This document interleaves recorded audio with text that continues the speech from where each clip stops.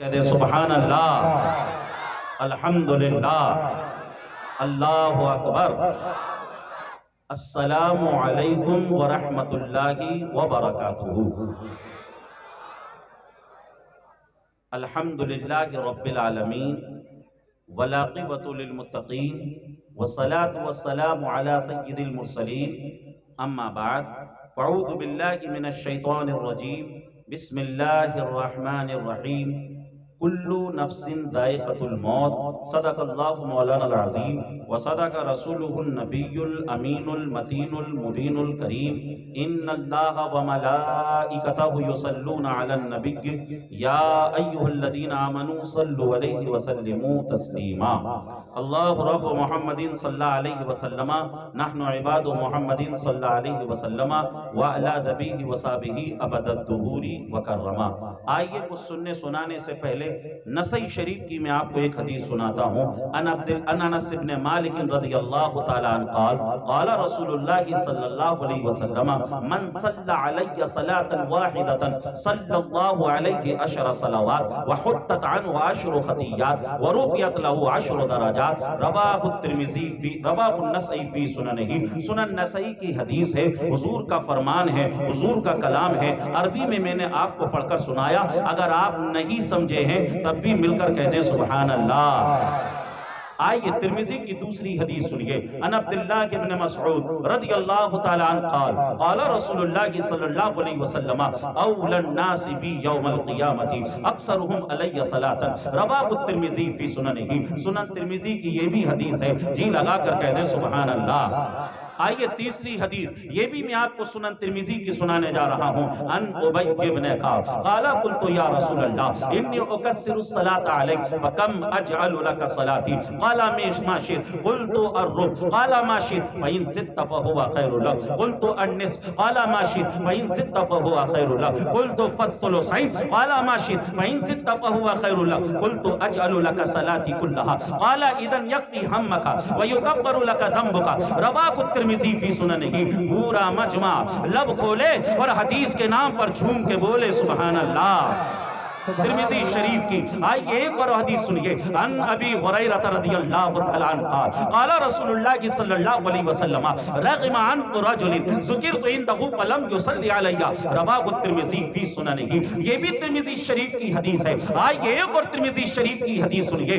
ان علی رضی اللہ تعالی عنہ قال قال رسول اللہ صلی اللہ تعالی علیہ وسلم البخیل الذی ذکرت عنده فلم يصلی علی، رواہ الترمذی فی سننہ۔ اب آئیے ایک میں آپ کو ترمذی مشکات شریف کی سنانے جا رہا ہوں۔ ان عمر بن الخطاب رضی اللہ تعالی عنہ قال الدعاء موقوف بین السماء والارض لا يسعد منه شيء حتى تصلی علی نبی۔ عزیزان محترم، یہ حدیث مشکات شریف کی تھی۔ اب آئیے ایک حدیث میں آپ کو ابو داؤد کی سنانے جا رہا ہوں، جی لگا کر پہلے کہہ دیں سبحان اللہ۔ ان اوس بن عوف رضی اللہ تعالی عنہ قال قال رسول اللہ صلی اللہ تعالی علیہ وسلم ان من افضل ایامکم یوم الجمعہ فیہ خلق آدم وفیہ قبض وفیہ الساق وفیہ النفخ فاکثروا علی صلاۃ فی صلاتکم معروضۃ علی یا رسول اللہ کیف تورد صلاۃ علیک وقد علمت قال رسول اللہ صلی اللہ علیہ وسلم ان اللہ حرم علی الارض ان تاکل اجساد الانبیاء فنبی اللہ حی یرزق او کما قال النبی صلی اللہ علیہ وسلم، رواہ ابو داؤد فی سننہ۔ عزیزان محترم، یہ میں نے اتنی حدیثیں آپ کے سامنے پڑھی، ان حدیثوں کے اندر کیا ہے؟ ان حدیثوں میں آقا کریم صلی اللہ علیہ وسلم نے درود شریف کی فضیلت کو بیان فرمایا، درود شریف کی اہمیت کو بیان فرمایا، درود شریف کس انداز سے پڑھنا ہے اس بات کو بیان فرمایا۔ عزیزان محترم، اگر ان احادیث کا ترجمہ کروں تو ایک مکمل تقریر تیار ہو جائے گی، لیکن آؤ چلو بریلی شریف چلتے ہیں اور اعلیٰ حضرت سے پوچھتے ہیں، اعلیٰ حضرت بتاؤ تو صحیح درود شریف کس انداز سے پڑھنا ہے، درود شریف کا پڑھنے کا طریقہ کیا ہے؟ تو اعلیٰ حضرت ارشاد فرماتے ہیں کعبے کے بدر الدجا تم پہ کروڑوں درود، طیبہ کے شمس الضحیٰ تم پہ کروڑوں درود، رزق کے قاسم ہو تم، خلق کے حاکم ہو تم سے بنا جو بنا تم پہ کروڑوں درود، تم نے عطا میں نہ کی ہم نے خطا میں نہ کی کوئی کمی سربراہ تم پہ کروڑوں درود، اور کوئی غیب کیا تم سے نگاہ ہو بھلا جب نہ خدا ہی چھپا تم پہ کروڑوں درود، اور کام وہ لے لیجئے تم کو جو راضی کرے، ٹھیک ہو نام رضا تم پہ کروڑوں درود۔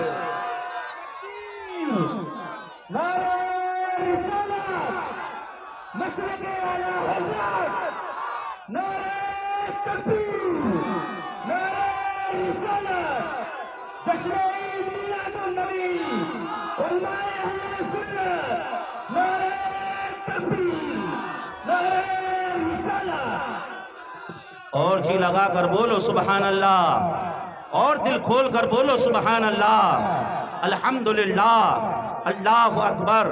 عزیزان محترم، ابھی میرے سامنے کچھ چہرے ایسے ہیں جو بول نہیں رہے ہیں، وہ خاموش بیٹھے ہوئے ہیں، وہ سوچ رہے ہیں یار جب اسٹیج والے بول رہے ہیں تو ہم کائے کو بولیں، جب ہمارے بغل والے بول رہے ہیں تو ہم کائے کو بولیں، اگر جب سارے لوگ بول ہی رہے ہیں تو ہمیں بولنے کی کیا ضرورت ہے؟ عزیزان محترم، آج سائنس اس بات کو ثابت کر چکی ہے، جو ہم بولتے ہیں نا یہ بولی ہمیشہ اسپیس میں رہتی ہے، یہ بولی کبھی ختم نہیں ہوگی۔ ذرا مل کر کہہ دو یا رسول اللہ، مل کر کہو سبحان اللہ، الحمدللہ۔ عزیزان محترم، ایک دن ایسا آئے گا کہ ہم اور آپ اس قبرستان میں آ جائیں گے، ہماری قبر یہاں پر بنی ہوگی، اس دنیا سے ہم چلے جائیں گے، لیکن ابھی ہم نے جو سبحان اللہ کہا ہے، ابھی ہم نے جو الحمدللہ کہا ہے، یہ سبحان اللہ سمجھ لیجئے اسپیس میں ہمیشہ رہے گا، اور جس نے سبحان اللہ کہا ہے، الحمدللہ کہا ہے، یہ سبحان اللہ اور الحمدللہ قیامت تک ہمارے لیے دعائیں کرے گا،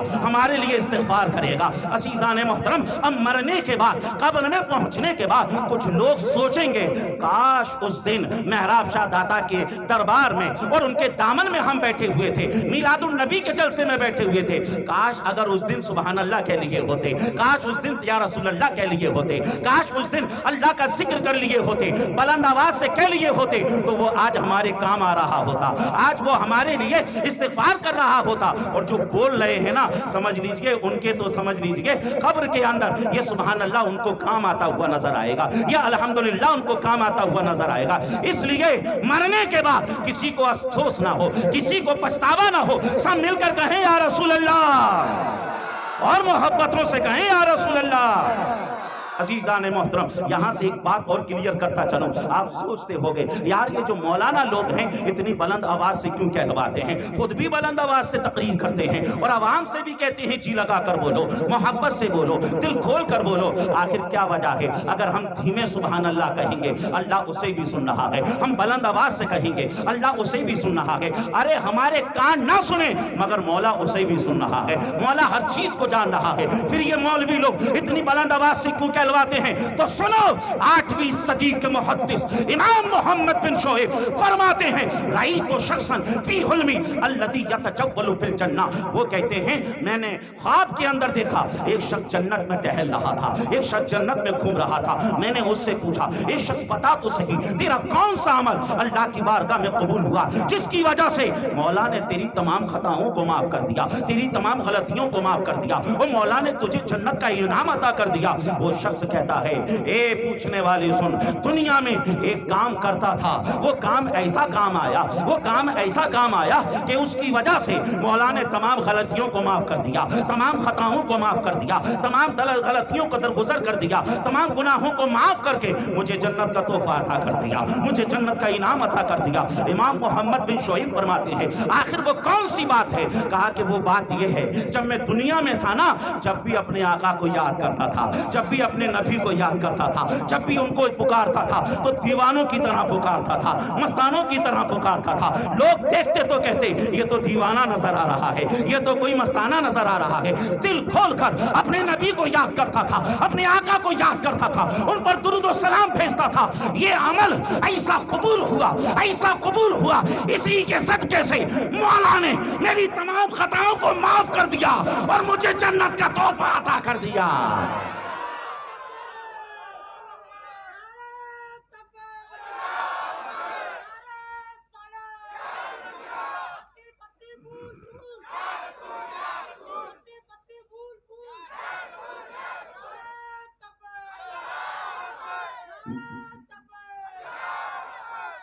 تو عزیزان محترم، اگر یہ بلند آواز سے بولنے کا عمل بھی اللہ کی بارگاہ میں قبول ہو جائے تو سمجھ لیجئے اسی سے ہی بیڑا پار ہو جائے گا۔ جی لگا کر بول دیں سبحان اللہ، الحمدللہ، اللہ اکبر۔ اچھا، آپ کو ساری باتیں سمجھ آ رہی ہیں؟ مائک کی وجہ سے کوئی ڈسٹرب تو نہیں ہو رہا ہے؟ ایکو کی وجہ سے کوئی ڈسٹرب تو نہیں ہو رہا ہے عزیزان محترم؟ تو درود شریف جو ہے ان حدیث سے درود شریف کی فضیلت پتہ چلی، درود شریف کا مقام اور مرتبہ پتہ چلا۔ آؤ ایک مرتبہ ہم مل کر حضور کی بارگاہ میں درود شریف پیش کریں، مل کر کہیں الصلاۃ والسلام علیک یا رسول اللہ، الصلاۃ والسلام علیک یا حبیب اللہ، الصلاۃ والسلام علیک یا نبی اللہ۔ عزیزان محترم، آج کا جو ہمارا عنوان ہے، آج جس عنوان کے تحت آپ کو کچھ باتیں پیش کرنی ہیں، وہ قبر ہے، وہ قبرستان ہے۔ قبر میں آدمی کب جاتا ہے؟ جب اس کی سانسوں کی جو ڈور ہے یہ ٹوٹ جائے، جب انسان کی آنکھیں بند ہو جائیں۔ جب انسان اس دنیا سے جاتا ہے تو سب سے پہلے کیا ہوتا ہے؟ قبرستان میں جگہ دیکھی جاتی ہے، قبر کھودنے کا انتظام کیا جاتا ہے۔ امام جلال الدین سیوطی شرح الصدور کے اندر اس بات کو نقل فرماتے ہیں، اگر کسی متقی پرہیزگار بندے کی قبر کھودی جا رہی ہوتی ہے نا، تو پھر قبر اس بندے کا استقبال کرنے کے لیے بے چین رہتی ہے، اور وہ کہتی ہے اس نیک بندے کو میرے پاس لے آؤ، اس متقی اور پرہیزگار کو میرے پاس لے آؤ۔ عزیزان محترم، اور آج ہمارے یہاں پر ماحول کیا ہے؟ قبرستانوں کے اندر ایریے بنے ہوئے ہیں، یہاں پر فلاں کے گھر والے ہیں، فلاں خاندان والے ہیں تو وہ وہیں پر ہیں، یہاں پر فلاں خاندان والے، یہاں فلاں خاندان والے، لوگ وہیں پر لے جا کے دفن کرتے ہیں۔ مگر حضور تاج الشریعہ نے کیا ذہن دیا؟ حضور تاج الشریعہ فرماتے ہیں اگر میرا وصال ہو جائے تو زیادہ دیر نہ کرنا، اس علاقے میں اگر کسی اللہ والے کی قبر ہو تو اس قبر کے بغل میں مجھے دفنا دینا، اس کے پاس میں مجھے دفنا دینا۔ تو قبرستان میں یہ دیکھا جائے کس طرف اللہ والے ہیں، کس طرف اللہ کے نیک بندے ہیں، ادھر ہی جا کر سمجھ لیجئے دفنانا چاہیے۔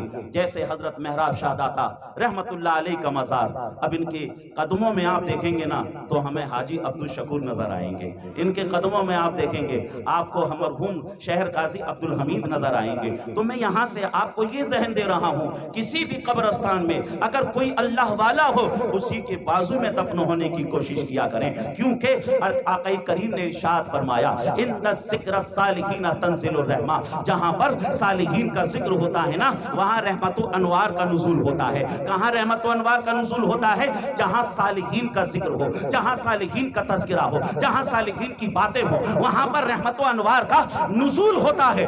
بتاؤ جس جگہ پر خود کوئی صالح مرد موجود ہو، جس جگہ پر خود کوئی صالح مرد آرام فرما رہا ہو، بتاؤ وہاں پر کس طریقے سے رحمت و انوار کی بارشیں ہوتی ہوں گی، کس طریقے سے رحمت و انوار کی ساون بھادوں کی طرح وہاں پر رحمت و انواریں برستی ہوں گی۔ تو اس لیے اللہ والے کے قریب میں دفن ہونا پسند کیا کریں۔ اور آپ جانتے ہیں اللہ تعالیٰ نے قرآن شریف میں کیا فرمایا؟ کلو نفس ذائقۃ الموت، جو بھی اس دنیا میں آیا ہے، جو بھی جاندار ہے اسے موت کا مزہ چکھنا ہے، اسے ایک دن اس دنیا سے جانا ہوگا۔ جو بھی اس دنیا میں آیا ہے ایک دن اسے اس دنیا سے جانا ہوگا۔ عزیزان محترم، جتنی بھی چیزیں ہیں ہر ایک چیز فنا ہونے والی ہے۔ سورہ رحمان میں اللہ نے فرمایا کل من علی فان ویبقى وجہ ربک ذو الجلال والاکرام فبأی آلاء ربکما تکذبان۔ جتنی بھی چیزیں ہیں وہ ساری کی ساری چیزیں فنا ہونے والی ہیں، وہ ساری کی ساری چیزیں ختم ہونے والی ہیں، وہ ساری کی ساری چیزیں مٹنے والی ہیں۔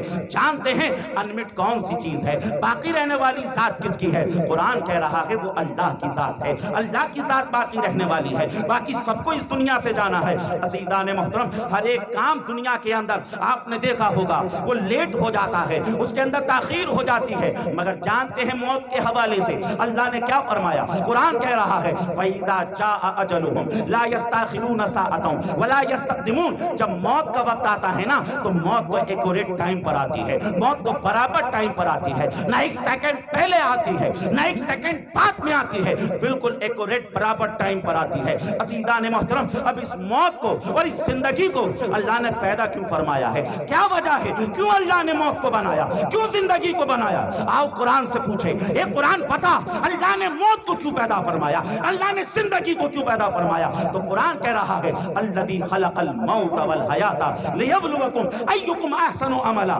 رب فرما رہا ہے ہم نے موت اور زندگی کو اس لیے بنایا تاکہ ہم دیکھیں کون تم میں نیک عمل کرنے والا ہے, کون تم میں متقی پرہیزگار ہے, کون تم میں اچھے کام کرنے والا ہے. عزیزان محترم, اور اللہ کا کلام کیا کہہ رہا ہے, اچھے کام کرنے والوں کے لیے کیا کہہ رہا ہے؟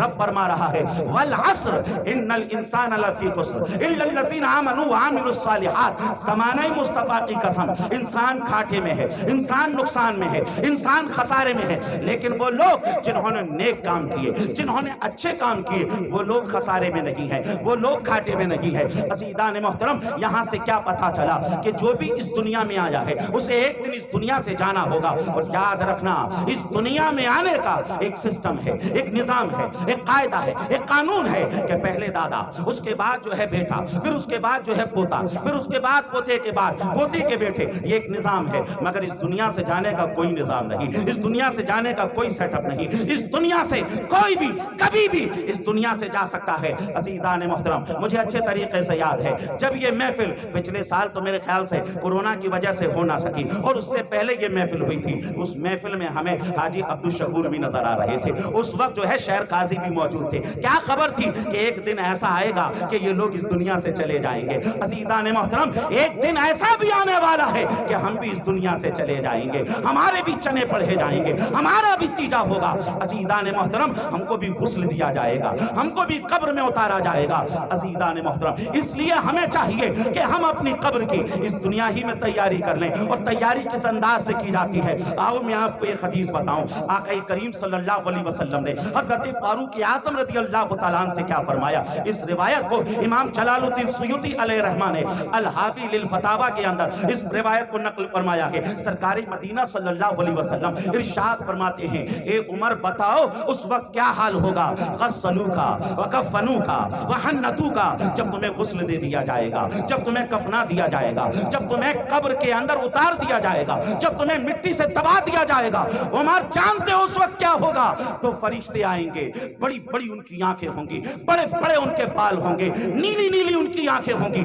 زمین کو چیرتے پھاڑتے آئیں گے. عمر بتاؤ تمہارا اس وقت کیا حال ہوگا؟ حضرت فاروق اعظم عرض کرتے ہیں, یا رسول اللہ علیہ الصلوۃ والسلام, سرکار اتنا تو بتائیں جس طریقے سے میں دنیا میں آپ سے محبت کرتا ہوں, جس طریقے سے دنیا میں آپ مجھے جانتے ہیں میں آپ کو جانتا ہوں.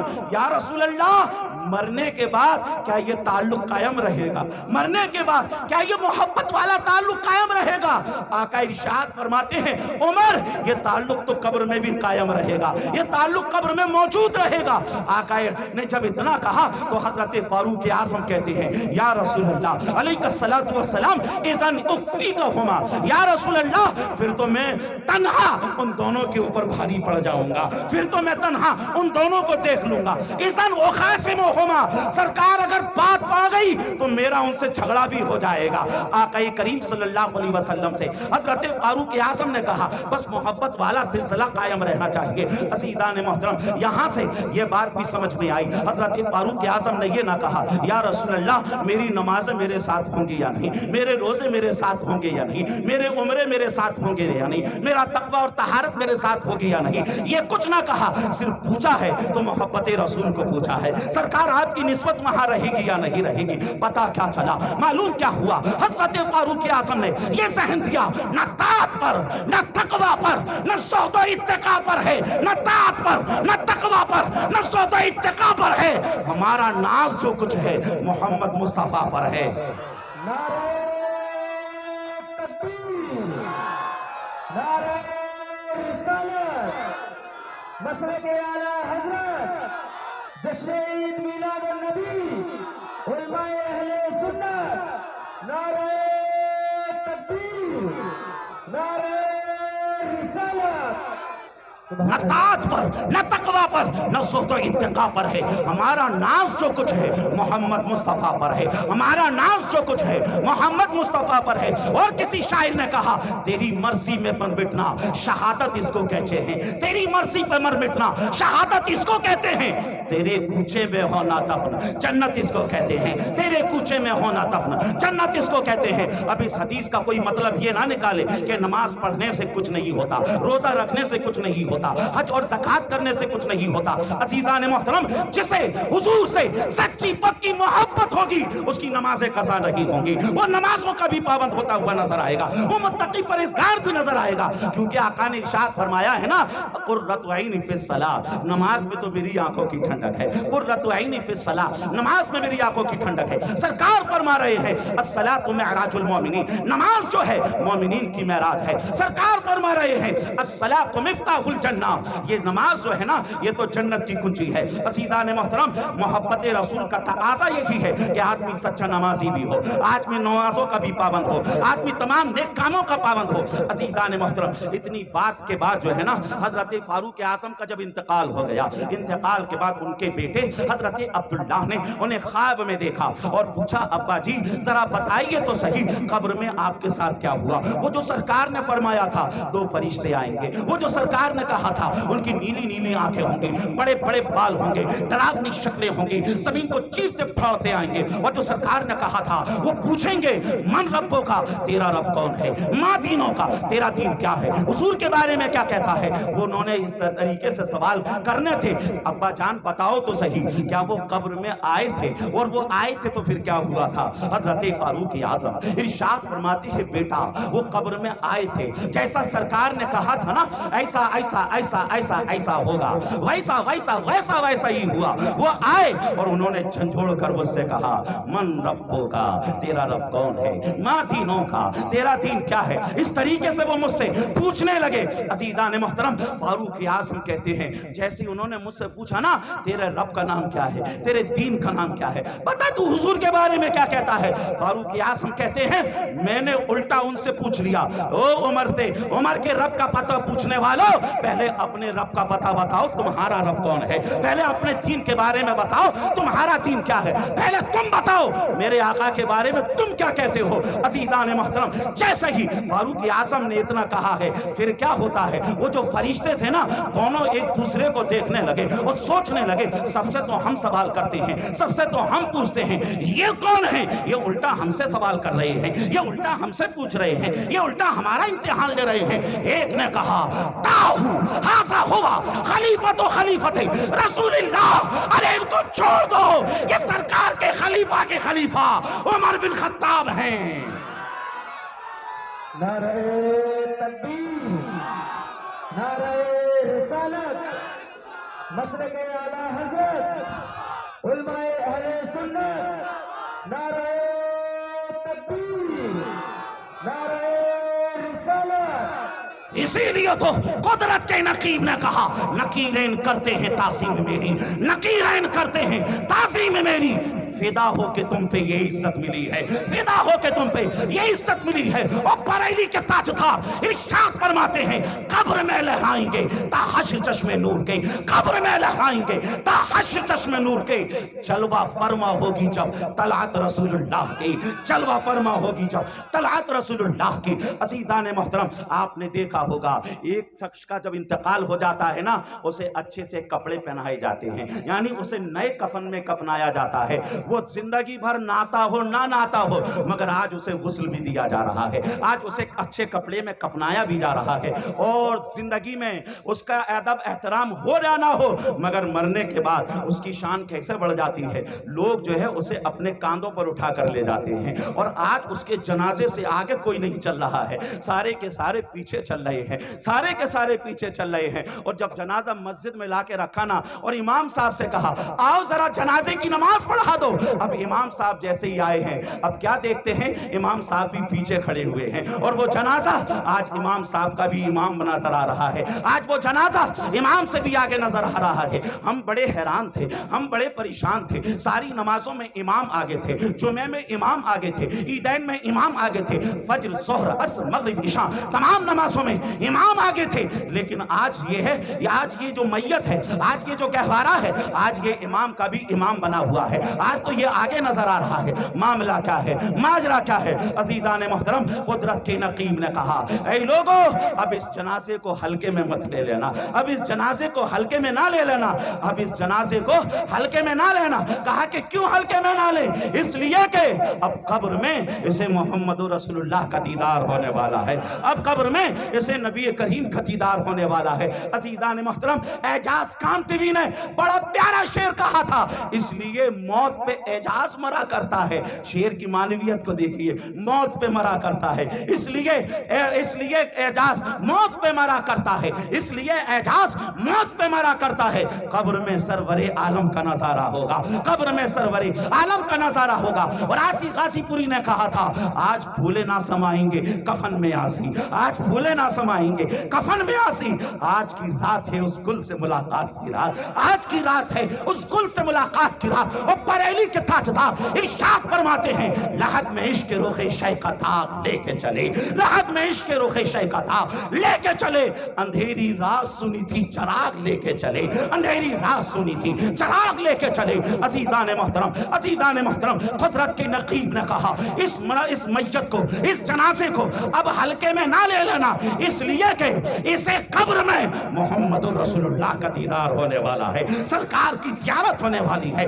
اب سرکار کی زیارت کی وجہ سے اب اس جنازے کا بھاؤ اتنا بڑھ گیا، اتنا بڑھ گیا، اسے اچھا کپڑا پہنایا جا رہا ہے، اسے غسل بھی دیا جا رہا ہے، اسے کافور بھی لگایا جا رہا ہے، ارے اسے خوشبو بھی لگائی جا رہی ہے۔ عزیزان محترم، اسے دولہا بنایا جا رہا ہے۔ کس لیے دولہا بنایا جا رہا ہے؟ کیونکہ قبر میں اسے حضور کا دیدار ہونے والا ہے، اسے قبر میں حضور کا نظارہ ہونے والا ہے، اور حضور کے دیدار کی شان اللہ اکبر۔ شیخ عبدالحق محدث دہلوی فرماتے ہیں کہ جب سے پتا چلا ہے قبر میں حضور کا دیدار ہوگا، قبر میں حضور تشریف لائیں گے، قبر میں حضور کا نظارہ ہوگا، مجھے موت سے پیار ہو گیا، مجھے موت سے الفت ہو گئی، مجھے موت سے ایسی لگن ہو گئی، میں سوچنے لگا پتہ نہیں موت کہاں جا کے مر گئی ہے۔ کبھی تو ایسا لگتا ہے کسی پھوٹی قبر میں جا کر لیٹ جاؤں، کسی پھوٹی قبر میں جا کر لیٹ جاؤں، تاکہ حضور کا دیدار ہو جائے، تاکہ حضور کا نظارہ ہو جائے۔ عزیزان محترم، یہاں سے کیا پتا چلا، یہاں سے کیا معلوم ہوا کہ قبر کے اندر حضور کا دیدار ہوتا ہے،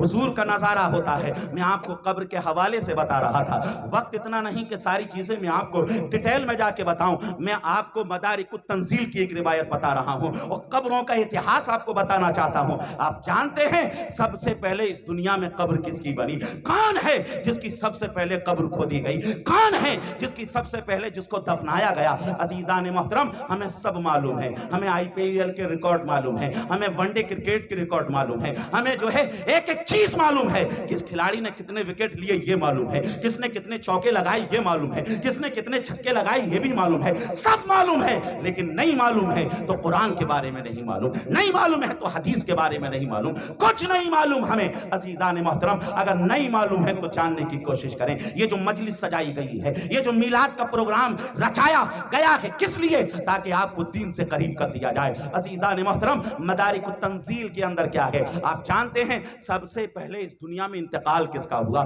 ارے جس کا سب سے پہلے انتقال ہوا ہوگا اسی کی نا قبر سب سے پہلے بنے گی۔ آپ کو معلوم ہوگا جب قابیل نے حضرت حابیل کا مرڈر کر دیا، حضرت حابیل کو قتل کر دیا، اب قتل تو کر دیا، اب اسے تو پتہ نہیں تھا کہ ان کو کیا کرنا ہے، کس طریقے سے ان کی آخری رسومات کو ادا کرنا ہے۔ مدارک التنزیل کے اندر ہے، اب قابیل نے کیا کیا؟ حضرت حابیل کی لاش کو اٹھایا، اب اس کے بعد وہ گھوم رہا ہے، کیا کروں اس لاش کا، کس طریقے سے اس کو ٹھکانے لگاؤں، کس طریقے سے جو ہے اس لاش کو میں ٹھکانے لگاؤں، کیا کروں اس کا؟ وہ کئی دن تک حضرت حابیل کی لاش کو لے کر گھومتا رہا۔ عزیزان محترم، ایک دن بیٹھ گیا، اس نے کیا دیکھا؟ ایک کوا ہے، وہ کوا مرا ہوا ہے۔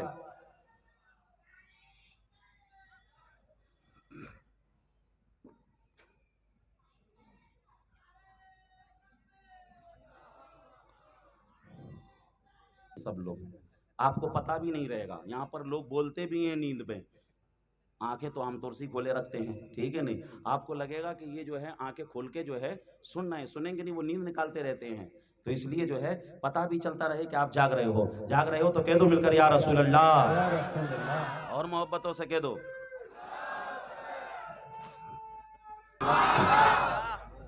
کہنے سے تو ایسا لگ رہا ہے کہ حضرت اب تو آپ بیٹھ ہی جاؤ.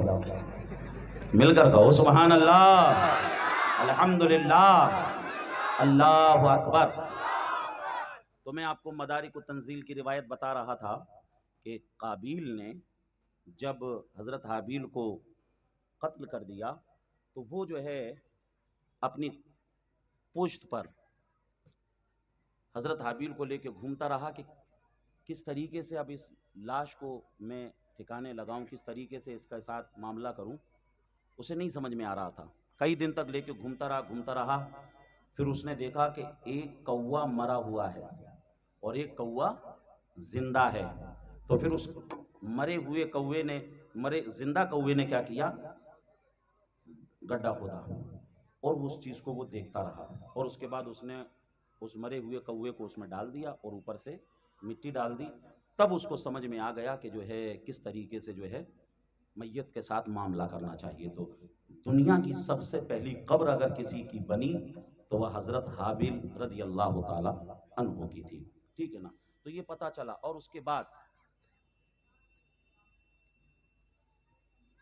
آج ہم اپنے قبرستانوں کا حال دیکھیں، آج ہم اپنے قبروں کا حال دیکھیں. میں اس قبرستان کی بات نہیں کر رہا ہوں، میں سبھی قبرستانوں کی بات کر رہا ہوں. آج ہمارے گھر صاف ہیں، ٹائلز لگی ہوئی ہے، ماربل لگا ہوا ہے، لیکن قبرستانوں کا حال جو ہے وہ کسی سے ڈھکا چھپا نہیں ہے.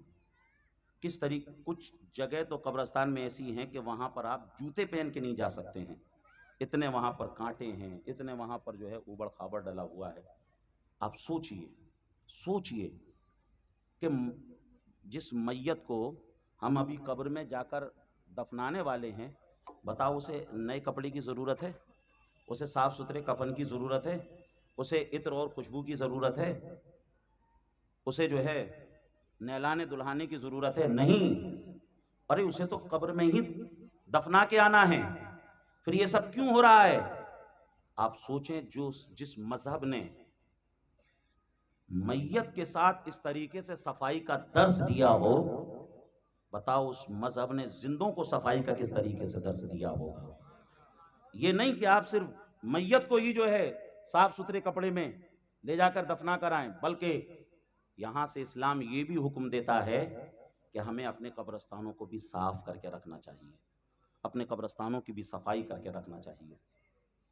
قرآن شریف میں اللہ نے فرمایا ان اللہ یحب التوابین ویحب المتطہرین، کہ اللہ تعالیٰ توبہ کرنے والوں سے بھی محبت فرماتا ہے اور صاف ستھرے جو لوگ رہتے ہیں ان سے بھی محبت فرماتا ہے.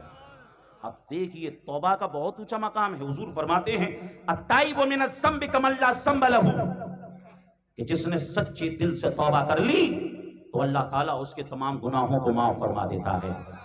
اور سورہ رات میں اللہ نے فرمایا ان الحسنات یذہبن السیئات، اگر کسی نے توبہ سچے دل سے توبہ کر لی تو پھر کیا ہوتا ہے، اس کے نامہ اعمال میں اگر 1 کروڑ گناہ ہوں تو اللہ تعالیٰ 1 کروڑ گناہوں کو معاف فرما دیتا ہے اور 1 کروڑ گناہوں کو نیکیوں سے تبدیل فرما دیتا ہے. اس کے نامہ اعمال میں 1 کروڑ گناہوں کی جگہ 1 کروڑ نیکیاں داخل فرما دیتا ہے. تو توبہ کرنے والوں کا مقام بہت اونچا، توبہ کرنے والوں کا مرتبہ بہت اونچا. جس آیت میں اللہ نے توبہ کرنے والوں کا ذکر فرمایا، اسی آیت میں اللہ نے صاف صفائی کا خیال رکھنے والوں کا بھی ذکر فرمایا. تو یہاں سے پتہ چلا صفائی کا بہت اونچا مقام ہے، صفائی کا بہت اونچا مرتبہ ہے. تو جب بھی ہم قبرستان میں جائیں تو ہمیں سب سے پہلے کیا کرنا ہوتا ہے، السلام علیکم یا اہل القبور، اس طریقے سے سلام کرتے ہیں نا. اب یہاں سے عقیدہ بھی ہمارا صاف ہو رہا ہے.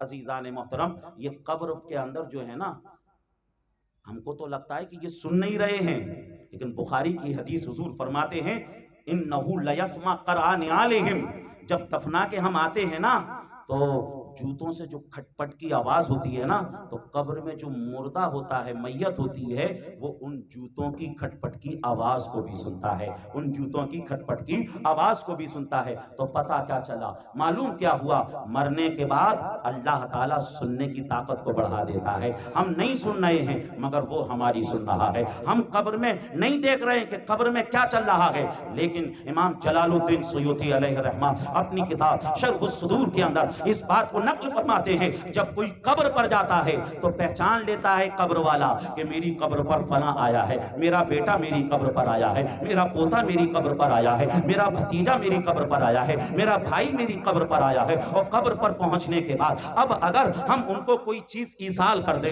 کوئی چیز ان کو ثواب کے ذریعے پہنچا دیں، تو پھر سمجھ لیجئے وہ روحیں خوش ہو جاتی ہیں۔ اور ساتھ ہی ساتھ اگر پڑوس کی جو قبر ہے اس کے گھر والے نہیں آتے ہیں یا اس کے لیے کچھ ایصال ثواب نہیں کیا جاتا ہے، تو وہ قبر والے قبر میں کہتے ہیں آج تم ہمارے لیے کچھ نہیں بھیج رہے ہو، آج تم ہمارے لیے ایصال ثواب نہیں کر رہے ہو، جب تم ہمارے پاس آ جاؤ گے، جب تم قبر میں آ جاؤ گے تو پھر تمہارے گھر والے تمہارے لیے کچھ نہیں بھیجیں گے۔ تو اس لیے ہمیں چاہیے کہ ہم اپنے مرحومین کے لیے ایصال ثواب کرتے رہیں، جو بھی پڑھیں اس کا ثواب انہیں پہنچا دیں۔ تحتاوی علی مرافق الفلاح کے اندر صاحب تحتاوی اس بات کو نقل فرماتے ہیں کہ ایصال ثواب حق ہے۔ اب اگر ہم نمازوں کا ثواب کسی کو پہنچانا چاہیں تو وہ پہنچ جاتا ہے، قرآن کا ثواب کسی کو پہنچانا چاہیں وہ بھی پہنچ جاتا ہے، درود شریف کا ثواب کسی کو پہنچانا چاہیں وہ بھی پہنچ جاتا ہے۔ اور ایسا بھی نہیں کہ ہم نے ثواب پہنچا دیا ہے، ایک قرآن کا ثواب پہنچا دیا ہے تو اب ہمیں قرآن کا ثواب نہیں ملے گا۔ عزیزان محترم، ہمیں تو ملے گا ہی، اللہ تعالیٰ ان کو بھی اتنا ہی عطا فرما دے گا جن کو ہم نے اس کا ثواب پہنچا دیا ہے۔ تو اس لیے جب بھی قبر پر جائیں تو ہمیں السلام علیکم یا اہل القبور کہنا چاہیے، قبرستان میں یا اہل القبور کہنا چاہیے۔ عزیزان محترم، اب جب سب قبرستان میں جاتے ہیں، جب یہ سلام کرتے ہیں، میں پوچھنا چاہتا ہوں بتاؤ کیسے سلام کرتے ہیں؟ کھڑے ہو کے سلام کرتے ہیں کہ بیٹھ کر سلام کرتے ہیں؟ تو آپ یہی کہیں گے کھڑے ہو کر سلام کرتے ہیں۔ عزیزان محترم، یہاں سے کیا پتہ چلا، یہاں سے کیا معلوم ہوا؟ ارے جب قبرستان میں ہم کھڑے ہو کر مرحومین کو، اہل قبور کو سلام کر سکتے ہیں تو بتاؤ گنبد خضرا کے مکی کو کیوں نہیں کر سکتے ہیں؟ گنبد خضرا کے مکی کو سلام کیوں نہیں کر سکتے ہیں؟ اور آپ جانتے ہیں ارے جب قبر والے اہل قبور ہمارے سلام کو سن رہے ہیں تو ہمارا عقیدہ ہے محراب شاہ داتا بھی ہمارے سلام کو سن رہے ہیں، غریب نواز بھی ہمارے سلام کو سن رہے ہیں، غوث اعظم بھی ہمارے سلام کو سن رہے ہیں، بریلی کربلا والے بھی ہمارے سلام کو سن رہے ہیں، اور نبی کریم صلی اللہ علیہ وسلم بھی ہمارے سلام کو سن رہے ہیں۔ ابو داؤد کی حدیث ہے، حضور ارشاد فرماتے ہیں ما من احد یسلم علیہ الا رد اللہ روحی علیہ حتی ارد علیہ السلام او کما قال النبی صلی اللہ علیہ وسلم۔ حضور فرماتے ہیں میرا کوئی بھی چاہنے والا جب کہیں سے مجھ پر سلام پڑھتا ہے تو گنبد خضرا سے میں اس کے سلام کو سن بھی لیتا ہوں اور وہیں سے اس کا جواب بھی عطا کر دیتا ہوں۔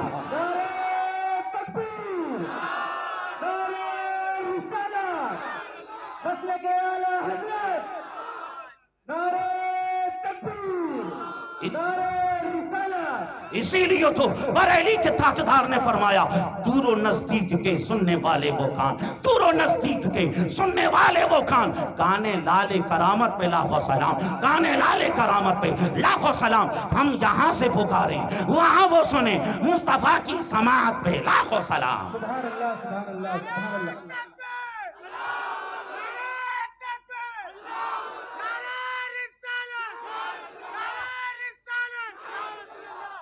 عزیزان محترم، تو قبرستان کی بھی صفائی رکھنی ہے، جب پہنچے تو سلام کرنا ہے، پیتانے سے ہمیں قبر پر پہنچنا ہے۔ اور اعلیٰ حضرت فرماتے ہیں ہم کسی مزار پر جب جائیں تو تھوڑا سا دور رہیں۔ کچھ لوگ کیا کرتے ہیں کہ دبانے لگ جاتے ہیں انہیں، تو دبانا نہیں ہے۔ کچھ لوگ جو ہے گال لگانے لگ جاتے ہیں ان پر، نصارہ کا طریقہ ہے یہ مسلمانوں کا طریقہ نہیں ہے۔ قبر سے دور رہنا ہے، ٹھیک ہے، اور پھر اس کے بعد جو بھی آپ پڑھنا چاہیں پڑھ لیں۔ ماں باپ کا حق یہ بھی ہے کہ ان کے انتقال کے بعد کم از کم جمعے کے دن ان کی قبر پر حاضری لی جائے، اور جو ہم پڑھتے ہیں نا اس سے ان کو فائدہ پہنچتا ہے، اس سے ان کو فائدہ پہنچتا ہے، اور ہم پھول لے کر بھی جاتے ہیں اس سے بھی ان کو فائدہ پہنچتا ہے۔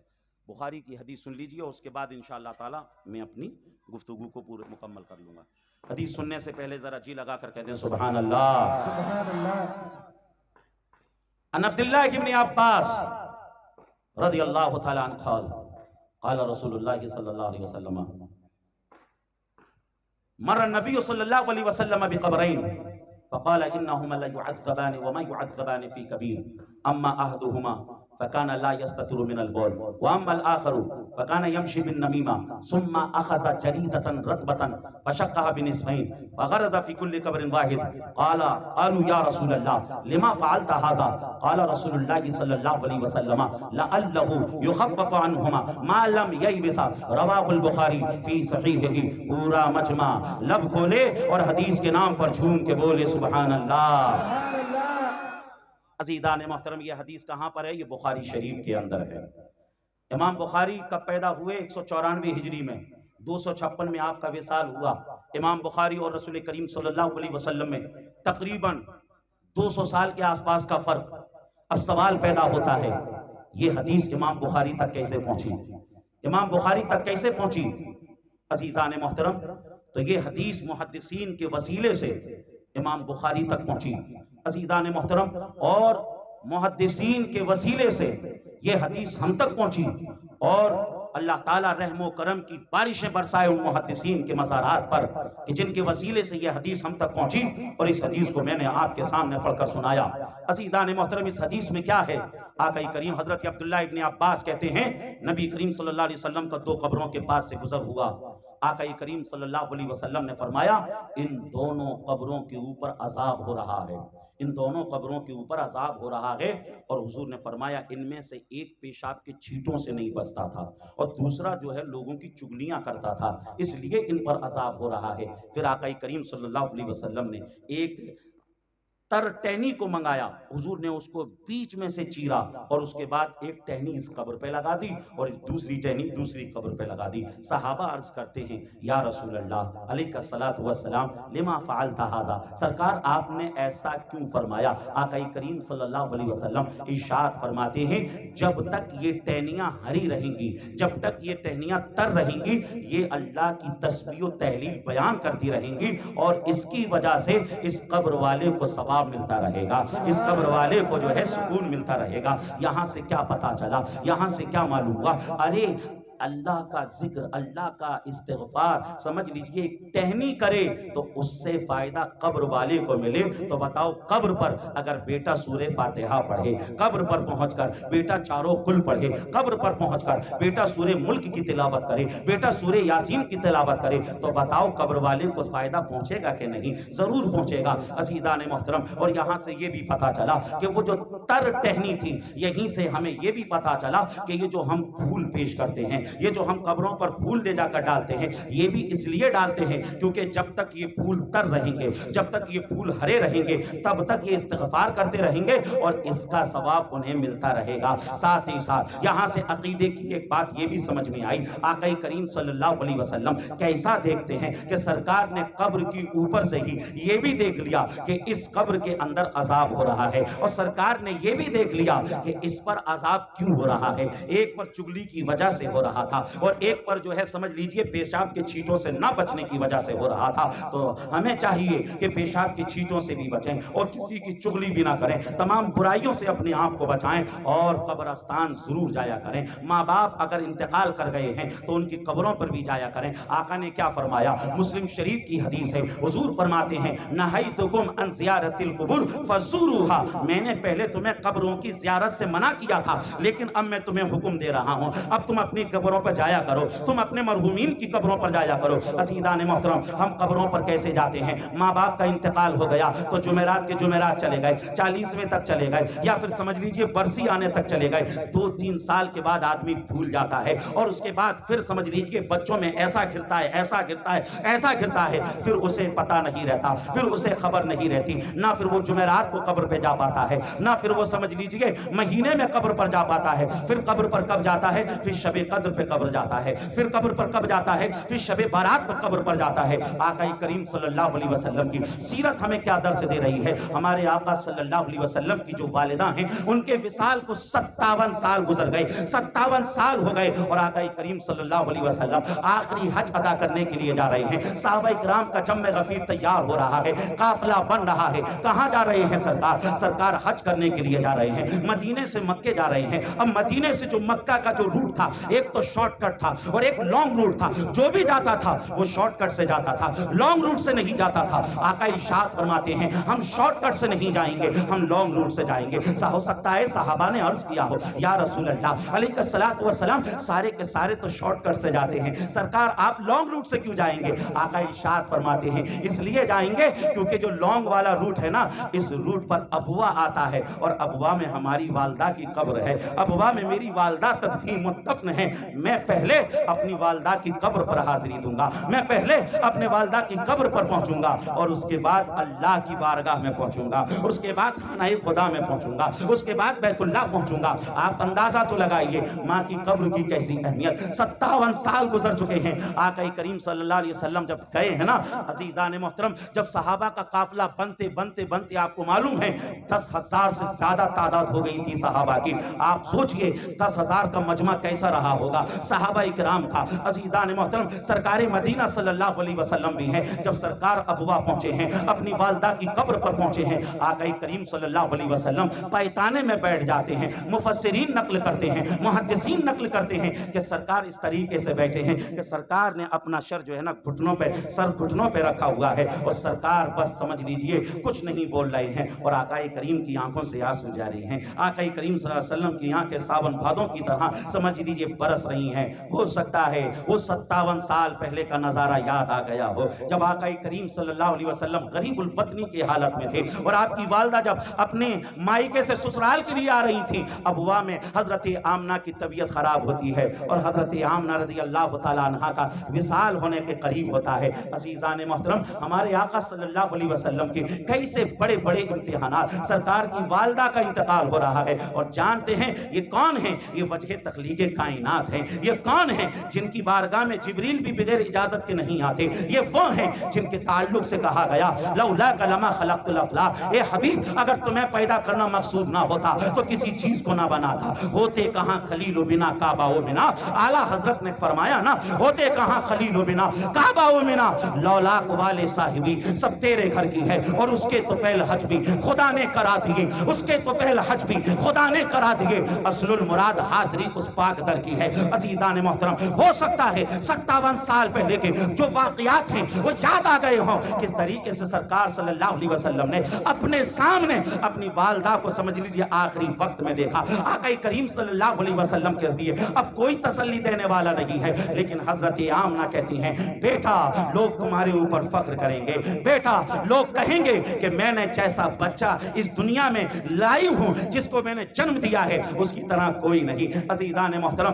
آپ سوچئے حضرت ام ایمن ساتھ میں ہیں اور سرکار مدینہ ہیں، کس طریقے سے قبر بنائی گئی ہوگی، کس طریقے سے ان کو تدفین کیا گیا ہوگا۔ اللہ اکبر۔ حضرت آمنہ کے ساتھ جو ہے صرف حضرت ام ایمن، آج ہمارے گھروں میں بھی ایسا ہو جاتا ہے نا تو بڑی امی بھی ہوتی ہیں، چچی بھی ہوتی ہیں، چچا بھی ہوتے ہیں، پھوپھا بھی ہوتے ہیں، خالو بھی ہوتے ہیں، سب تسلی دینے والے ہوتے ہیں، مگر ہمارے آقا 6 سال کی عمر ہے، 6 سال کا بچہ سب کچھ جاننے لگ جاتا ہے، لیکن سرکار صلی اللہ علیہ وسلم کو تسلی دینے والا کوئی نہیں۔ ایک خاتمہ ہے ام ایمن، بتاؤ وہ کس طریقے سے تسلی دے رہی ہوں گی؟ جیسے تیسے کر کے آقا کریم صلی اللہ علیہ وسلم اور حضرت ام ایمن نے مل کر جو ہے ان کو دفنا دیا، اور اس کے بعد جانے لگے۔ حضرت ام ایمن سے سرکار نے ہاتھ چھٹایا، اور واپس سرکار آتے ہیں اور قبر سے لپٹ جاتے ہیں۔ عزیزان محترم قبر پر چھڑکاو کیا جاتا ہے نا، پانی ڈالا جاتا ہے، وہاں پانی کا ہو سکتا ہے انتظام نہ ہو، رسول کریم صلی اللہ علیہ وسلم نے رو رو کر سمجھ لیجئے اپنی والدہ کی قبر پر پانی کی طرح چھڑکاو کر دیا۔